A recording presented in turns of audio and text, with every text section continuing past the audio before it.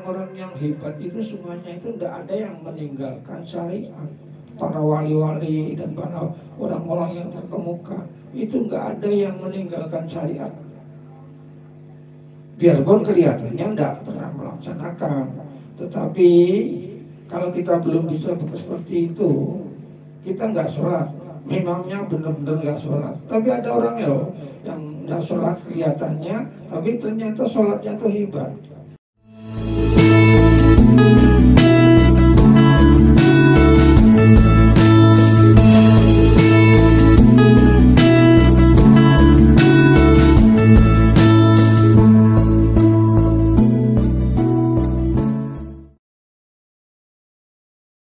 Kiai Jazuli Ploso Kediri itu punya anak namanya Hamid Jazuli.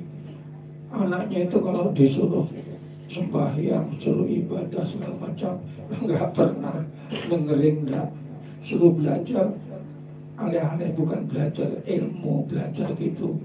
Waktu disuruh belajar ilmu tuh diambil kitabnya, semuanya dikumpulin, diletakkan di tengah tempat ini. Belajarnya bagaimana? Belajarnya dia menari-nari sambil mengelilingi kitab tadi. Kita kan heran ya, bagaimana belajar kok menari-nari sambil mengelilingi kitab. Yang kita lihat sepertinya seolah-olah begitu itu. Karena melihat anaknya tidak pernah menurut dan tidak pernah menjalankan syariat. Ayahnya kan kiai besar. Akan ayahnya sangat sedih gitu. Akhirnya saking sedihnya itu cari tanya-tanya, ketemu sama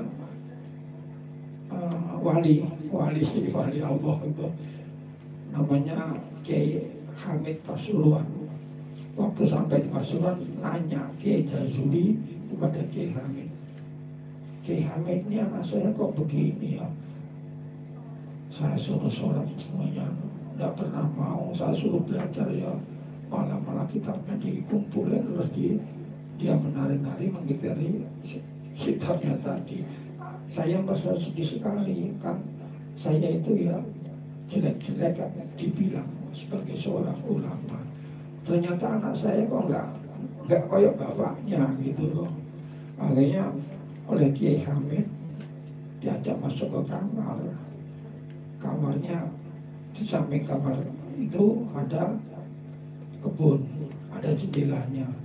Waktu diajak masuk kamar, dibuka jendelanya, dipersilahkan, wah monggo panjenengan Pak Kiai Jazuli dipun bersani. Tolong Pak Kiai Jazuli coba lihat di atas pohon singkong. Tadi itu siapa? Kaget, ada Hamid Jazuli. Lagi ngapain? Lagi sholat. Sedangkan di atas pohon singkong, biasanya kalau sholat di atas pohon singkong, di atas pohon singkong. Pohon singkong itu kalau diinjek oleh burung perkutut itu kan patah ya. Tapi ini tidak dilihat oleh Kiai Jazuli itu, anaknya yang sebegede manusia ya sebesar saya itu, tapi gunung pohon singkong itu tidak bergerak sama sekali, lagi sujud, lagi baru setelah mengetahui begitu, Masya Allah, ini bukan bagianku. Kiai Jazuli bagaimana? Sudah cukup, saya tidak akan masuk ke wilayah itu. Nah ini loh, kalau sudah wilayahnya nggak sholat ya kita yang melihat nggak sholat, tapi ternyata yang bersangkutan kok sholat di atas pohon singkong. Kalau kita sudah begitu silakan mau berjungkir balik segala macam, nggak usah sholat nggak apa-apa. Nah kalau kita belum begitu kok terus nggak mau sholat, ya gimana tuh caranya? Padahal sholat itu adalah suatu tanda nanti kalau kita sholat itu Allah bisa punya tanda. Sholat itu adalah tanda. Seorang musyrik, seorang kafir, nggak pernah sholat kan?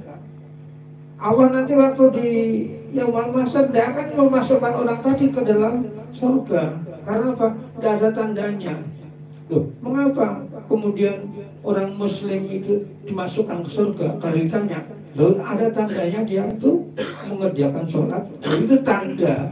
Jadi kalau tidak mengerjakan sholat tidak ada tandanya, tidak diambil masuk surga. Yang mengerjakan sholat itu ada terlihat tanda-tandanya, makanya dia dimasukkan kepada ke surga oleh Allah itu. Makanya jangan sampai pura-pura pinter tidak sholat itu. Ya, masalahnya kita kalau sudah di sono makomnya, terserahlah, saya nggak bisa ngomong.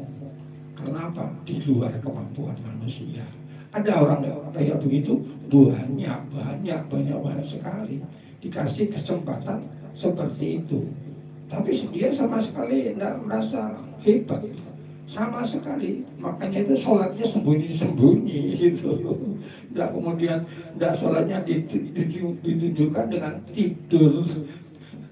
Ya, setelah subuh tidurnya sebelum sholat subuh sampai jam 10 baru bangun sholat subuhnya jam 10 gitu, namanya kan meninggalkan sholat itu. Nah kayak gitu itu artinya niatan mestinya untuk mendekatkan diri kepada Allah menjadi keinginannya gitu. Keinginannya apa yang enak untuk saya, apa tidak enak. Enaknya adalah sholatnya nanti aja gitu. Padahal belum pada tempatnya, belum makomnya. Nah kalau sudah pada makomnya mungkin bisa diterima. Yang koyok itu tuh banyak sekali, yang koyok begitu itu banyak sekali. Nah kita kalau belum sampai di tempat itu ya tidak bisa tiru-tiru, ikut-ikutan. Contohnya pernah suatu kali saya cerita lagi, Kiai Hamim Jazuli, anaknya Kiai Jazuli, suatu ketika pergi ke Jawa Tengah, ke Yogyakarta, masuk ke dalam keraton. Masuk ke dalam keraton, lalu berdiri di pintu masuk rumah itu, pintu gerbangnya rumah itu. Sultan Hamengkubuwono ke-10 yang baru-baru ini, bukan Hamengkubuwono yang ke-9, Hamengkubuwono ke-10 itu ada orang kok sembarangan berani-berani di depan istanaku. Nah Sultan kan timbul rasa marahnya itu, mau ditegur, kamu sembarangan aja. Tapi belum sampai ditegur itu Sultan mau menegur, memang maju, langsung Gusmi manggil, kamu kesini. Kaget ya, kok kamu kesini gitu. Akhirnya tolong ambilkan sajadah dan terumpahnya Panembahan Senopati, Raja Mataram pertama. Panembahan Senopati adalah Raja Mataram yang pertama. Itu katanya orang Islam.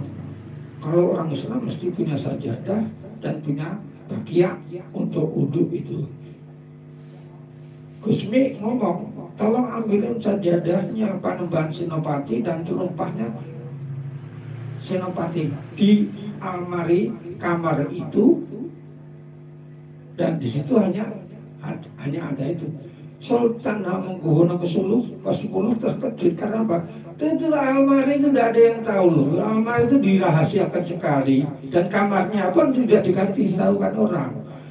Sementara pembantu-pembantunya Sultan Hamengkubuwono ke-10 itu semuanya mencari tapi tidak pernah bisa.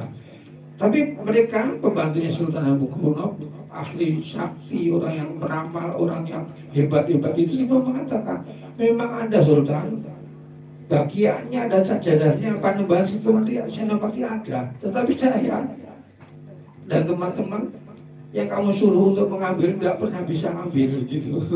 Jadi ada tahu kalau ada sajadah dan ada bagia, tetapi mereka berusaha untuk mengambil tidak bisa. Kemudian Gusmi masih tahu.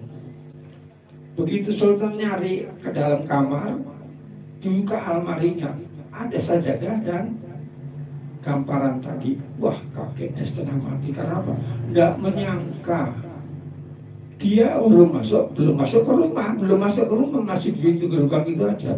Langsung ngomong, ambilin sajadahnya Panembahan Senopati dan gambarnya Panembahan Senopati. Lari ke dalam mencari, diambilnya, betul di almari dibuka, udah ada sajadah dan bagiannya. Padahal para juru ramalnya Sultan Hamengkubuwono semuanya sudah bertapa berbulan-bulan untuk mengambil itu, tapi tidak berhasil. Begitu dibawa tahu ada, langsung dibawa ke depan, nggak berani ngomong. langsung tunduk kepada Kiai Hamim Jazuli. Lalu Kiai Hamim Jazuli ngomong, bagaimana? Ini siapa kok bisa ngambil gini? Ini ya saya kasih tahu kamu. Ini yang ngambil adalah Sultan, Syekh, Wali namanya Kiai Hamid dari Kajuran Magelang. Sedangkan Kiai Hamid itu Sultan Hamengkubuwono tahu Kiai Hamid Kajuran Magelang itu sudah meninggal. Jadi Gusmi manggil arwahnya Kiai Hamid Kajuran Magelang, suruh mengambil gambaran dan bagiannya Panembahan Senopati yang para pembantunya Sultan Panembahan, para pembantunya Pak Gowono X, Hamengkubuwono X tidak ada yang bisa berhasil. Baru setelah mengetahui itu udah berani macam-macam. Nah akhirnya Gusmi ngajarin setiap malam Jumat Kliwon, tolong kamu ngaji Quran khataman. Nah masuknya ngaji pengajian Quran pertama sekali ke Keraton Hamengkubuwono X ya karena Gusmi itu. Nah kalau kita sudah seperti itu, nah nggak mau sholat ya terserah. Tapi kalau belum begitu terus nggak mau sholat, ya kurang ajar ya. Apa keistimewaan Anda dan tunjukkan itu.